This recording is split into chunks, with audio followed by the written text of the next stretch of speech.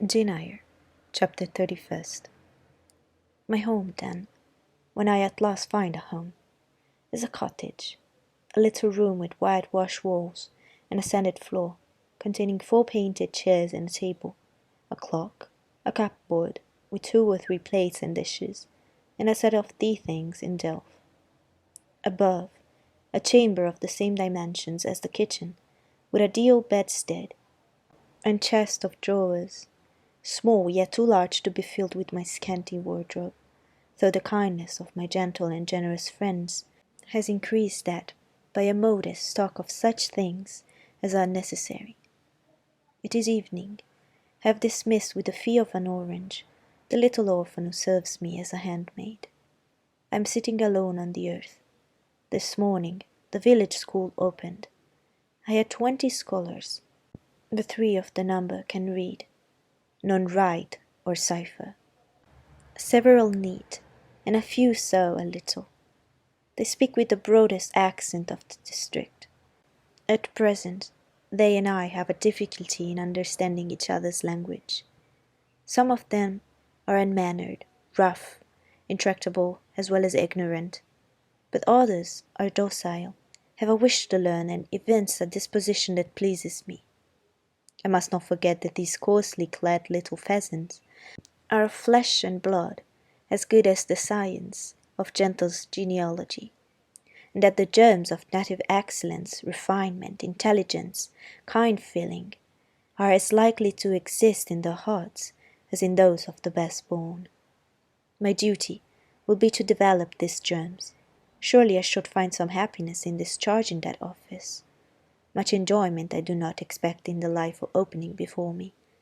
Yet it will, doubtless, if I regulate my mind, and exert my powers as I ought, yield me enough to live on from day to day. Was I very gleeful, settled, content during the hours I passed in yonder bare, humble schoolroom this morning and afternoon? Not to deceive myself, I must reply, no. I felt desolate to a degree. I felt, yes, idiot that I am, I felt degraded. I doubted I had taken a step which sank instead of raising me in the scale of social existence. I was weakly dismayed at the ignorance, the poverty, the coarseness of all I heard and saw round me. But let me not hate and despise myself too much for these feelings. I know them to be wrong. There is a great step gained. I shall strive to overcome them. Tomorrow, I trust, I shall get better of them partially, and in a few weeks, perhaps, they will be quite subdued. In a few months it is possible the happiness of seeing progress, and a change for the better in my scholars, may substitute gratification for disgust. Meantime, let me ask myself one question. Which is better, to have surrendered to temptation, listened to passion, made no painful effort, no struggle, but to have sunk down in the single snare, fallen asleep on the flowers covering it, awakened in a souther clime, amongst the luxuries of a pleasure villa, to have been now living in France, Mr. Rochester's mistress, delirious with his love of my time, for he would, oh yes, he would have loved me well for a while. He did love me. No one will ever love me so again. I shall never more know the sweet homage given to beauty, youth, and grace, for never to anyone else shall I seem to possess these charms. He was fond and proud of me. It is what no man besides will ever be. But where am I wandering, and what am I saying, and above all, feeling? Whether is it better, I ask, to be a slave in a fool's paradise, at Marseilles, fevered with delusive bliss one hour, suffocating with the bitterest tears of remorse and shame the next, or to be a village schoolmistress, free and honest, in a breezy mountain nook in the healthy earth of England? Yes, I feel now that I was right when I adhered to principle and law, and scorned and crushed the insane promptings of a frenzied moment. God directed me to a correct choice. I thank His providence for the guidance. Having brought my eventide musings to this point, I rose, went to my door, and looked at the sunset of the harvest day, and at quiet fields before my cottage, which, with the school, was distant half a mile from the village. The birds were singing their last strains. The air was mild, the dew was balm. While I looked, I thought myself happy, and was surprised to find myself ere long weeping. And why? For the doom which had reft me from adhesion to my master. For him I was no more to see. For the desperate grief and fatal fury, consequences of my departure, which might now, perhaps, be dragging him from the path of right, too far to leave hope of ultimate restoration thither. At this thought, I turned my face aside from the lovely sky of Eve and lonely vale of Morton. I say lonely, for in that band of it visible to me, there was no building apparent save the church and the parsonage, half hid in the trees, and quite at the extremity the roof of Ale Hall, where the rich Mr. Oliver and his daughter lived. I hid my eyes and leaned my head against the stone frame of my door. But soon a slight noise near the wicket which shut in my tiny garden from the meadow beyond it made me look up. A dog, old Carlo, Mr. Rivers' pointer, as I saw in a moment, was pushing the gate with his nose, and St. John himself leant upon it with folded arms, his brow knit, his gaze, grave almost to displeasure, fixed on me. I asked him to come in. No, I cannot stay. I've only brought you a little parcel my sisters left for you. I think it contains a colour box, pencils, and paper. I approached to take it. A welcome gift it was. He examined my face, I thought, with austerity, as I came near. The traces of tears were doubtless very visible upon it. Have you found your first day's work harder than you expected? He asked. Oh no. On the contrary, I think in time I shall get on with my scholars very well. But perhaps your accommodations, your cottage, your furnitures, have disappointed your expectations? They are in truth scanty enough, but... I interrupted. My cottage is clean and weatherproof, my furniture sufficient and commodious. All I see has made me thankful, not despondent. I am not absolutely such a fool and centralist as to regret the absence of a carpet, a sofa, and silver plate. Besides, 5 weeks ago I had nothing. I was an outcast, a beggar, a vagrant. Now I have acquaintance, a home, a business. I wonder at the goodness of God, the generosity of my friends, the bounty of my lot. I do not repine. But you feel solitude and oppression. The little house there behind you is dark and empty. I've hardly had time yet to enjoy a sense of tranquillity, much less to grow impatient under one of loneliness. Very well. I hope you feel the content you express. At any rate, your good sense will tell you that it is too soon yet to yield to the vacillating fears of Lot's wife. What you had left before I saw you, of course I did not know. But I counsel you to resist firmly every temptation which would incline you to look back. Pursue your present career steadily, for some months at least. It is what I mean to do, I answered. St. John continued. It is hard to control the workings of inclination and turn the bent of nature, but that it may be done, I know from experience. God has given us in a measure the power to make our own fate, and when our energies seem to demand a sustenance they cannot get, when our will strains after a path we may not follow, we need neither starve from inanition nor stand still in despair. We have but to seek another nourishment for the mind, as strong as the forbidden food it longed to taste, and perhaps surer, and to hew out for the adventurous foot a road as direct and broad as the one fortune has blocked up against us, if rougher than it.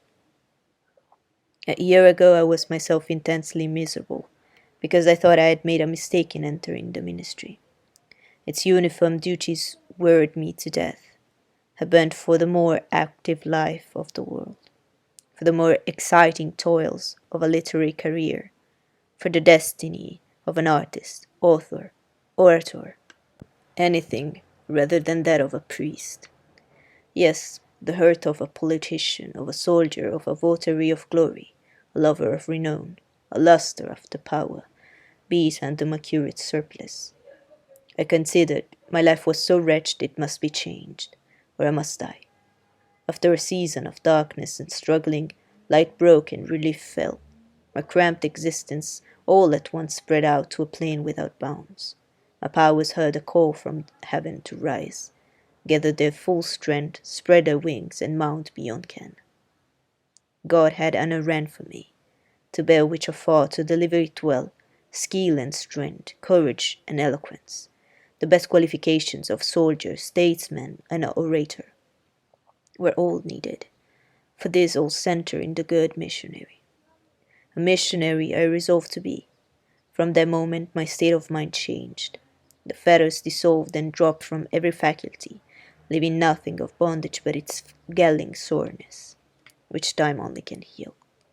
My father indeed opposed the determination, but since his death I have not a legitimate obstacle to contend with. So my affairs settled, a successor of Morton provided. An entanglement or two of the feeling broken through or cut asunder. A last conflict with human weakness, in which I know I shall overcome, because I have vowed that I will overcome. And I leave Europe for the East. He said this in his peculiar, subdued, yet emphatic voice, looking, when he had ceased speaking, not at me, but at the setting sun, at which I looked too. But he and I had our backs towards the path leading up the field to the wicket. We had heard no step on that grass-grown track. The water running in the vale was the one lulling sound of the hour and scene. We might well then start, when a gay voice, sweet as a silver bell, exclaimed, "Good evening, Mr. Rivers, and good evening, old Carlo. Your dog is quicker to recognize his friends than you are, sir. He pricked his ears and wagged his tail when I was at the bottom of the field, and you have your back towards me now." It was true, though Mr. Rivers had started at the first of those musical accents, as if a thunderbolt had split a cloud over his head. He stood yet, at the close of the sentence, in the same attitude in which the speaker had surprised him, his arm resting on the gate, his face directed towards the west. He turned at last, with measured deliberation.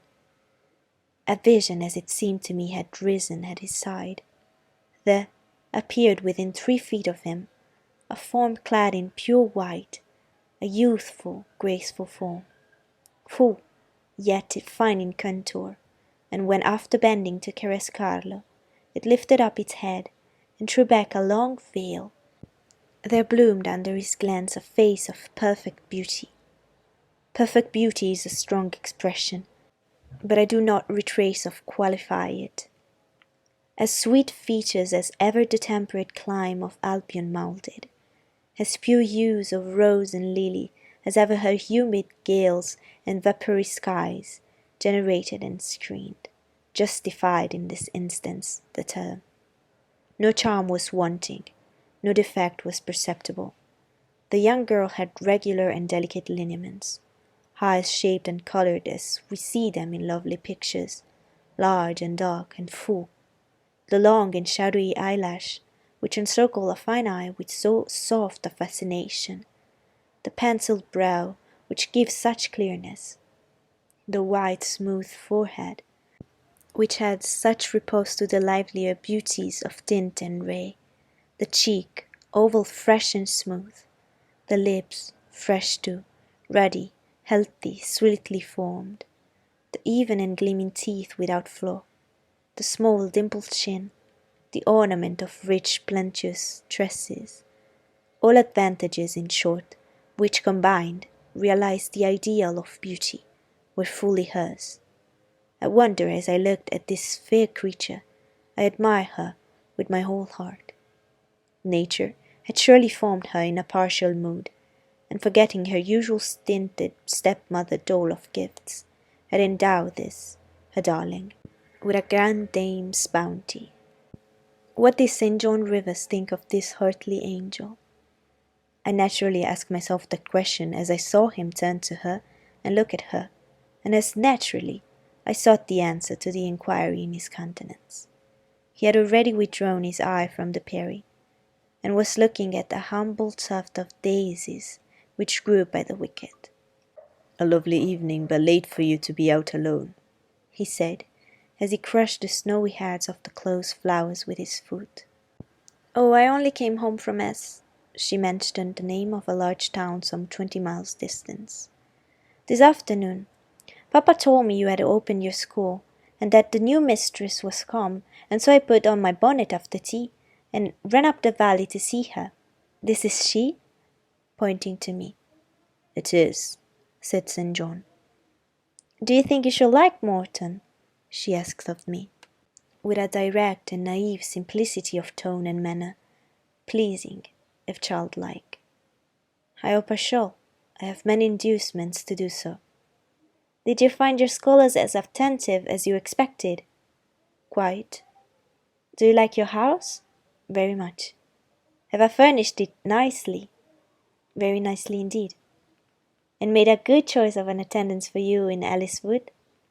"You have indeed. She is teachable and handy." This, then, I thought is Miss Oliver, the heiress, favoured, it seems, in the gifts of fortune, as well as in those of nature. What happy combination of the planets presides over her birth, I wonder. "I shall come up and help you to teach sometimes," she added. "It will be a change for me to visit you now and then, and I like a change. Mr. Rivers, I've been so gay during my stay at Last night, or rather this morning, I was dancing till 2 o'clock.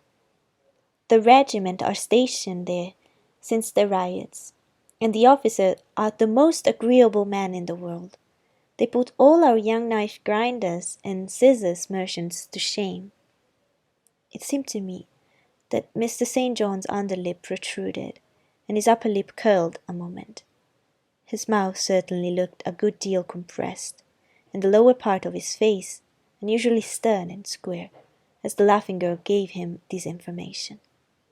He lifted his gaze too from the daisies and turned it on her. As unsmiling, a searching, a meaning gaze it was. She answered it with a second laugh, and laughter well became her youth, her roses, her dimples, her bright eyes. As he stood mute and grave, she again fell to caressing Carlo.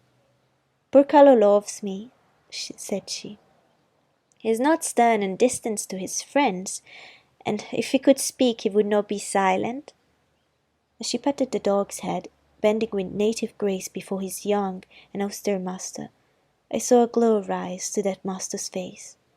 I saw his solemn eye melt with sudden fire, and flicker with resistless emotion. Flushed and kindled thus, he looked nearly as beautiful for a man as she for a woman. His chest heaved once, as if his large heart, weary of despotic constriction, had expanded, despite the will, and made a vigorous bound for the attainment of liberty. But he curbed it, I think, as a resolute rider would curb a rearing steed. He responded neither by word nor movement to the gentle advances made him. "Papa say you never come to see us now," continued Miss Oliver, looking up. "You're quite a stranger at Vale Hall. He's alone this evening, and not very well. Will you return with me and visit him?" "It is not a seasonable hour to intrude on Mr. Oliver," answered St. John. "Not a seasonable hour, but I declare it is. It is just the hour when Papa must want company, when the works are closed, and he has no business to occupy him. Now, Mr. Rivers, do come. Why are you so very shy and so very sombre?" She filled up the hiatus silence left by a reply of her own. "I forgot," she exclaimed, shaking her beautiful curled head, as if shocked at herself. "I'm so giddy and thoughtless. Do excuse me. It had slipped my memory that you have good reasons to be indisposed for joining my chatter. Diana and Mary have left you, and Moor House is shut up, and you are so lonely. I'm sure I pity you. Do come and see Papa." Not tonight, Miss Rosamond, not tonight. Mr. St. John spoke almost like an automaton. Himself only knew the effort it cost him thus to refuse. Well, if you are so obstinate, I will leave you, for I dare not stay any longer. The dew begins to fall. Good evening. She held out her hand, he just touched it. Good evening, he repeated, in a voice slow and hollow as an echo. She turned, but in a moment returned. Are you well? She asked. Well might she put the question. His face was blanched as a gown. Quite well, he enunciated, and with a bow, he left the gate. She went on way, he another. She turned twice to gaze after him, as she tripped fairly like down the field. He, as he strode firmly across, never turned at all. The spectacle of another's suffering and sacrifice wrapped my thoughts from exclusive meditation of my own. Diana Rivers has designated her brother inexorable as death. She had not exaggerated.